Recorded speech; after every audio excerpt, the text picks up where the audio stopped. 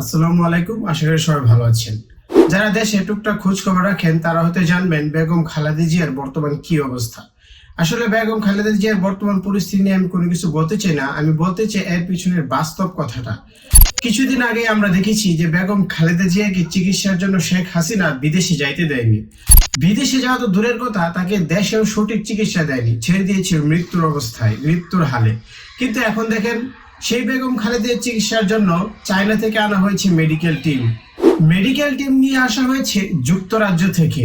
সারা দেশের মানুষ পড়ছে দোয়া খালেদার সুস্থতার জন্য। কিন্তু এনি চান্স একটু ভাবেন, কিন্তু কোনো কারণবশত ভারতে থাকা অবস্থায় শেখ হাসিনার যদি এখন কিছু হয়ে যায়, যদি শেখ হাসিনা মারা যায়, হয়তোবা তার লাশটাও দেশে নিয়ে আসা হবে না, হয়তোবা তার কবরটাও আর দেশে দেয়া হবে না। এখন আমি যে কথাটা বোঝাতে চাইতেছি যে শেখ হাসিনা চাইলেই কিন্তু এর বিপরীত হইতে পারতো, এর উল্টা হইতে পারতো। সে চাইলেই কিন্তু সারা দেশের মানুষের দোয়া পেতে পারতো, কিন্তু হলো এর উল্টা। তিনি এখন সারা দেশের মানুষের চোখের কাঁটা, আর সারা দেশের মানুষ দোয়া পড়ছে সেই খালেদা জিয়ার জন্য। আসলে বাস্তব কথা হচ্ছে, সম্মান দেওয়ার মালিকও আল্লাহ এবং সম্মান ছিনিয়ে নেওয়ার মালিকও আল্লাহ।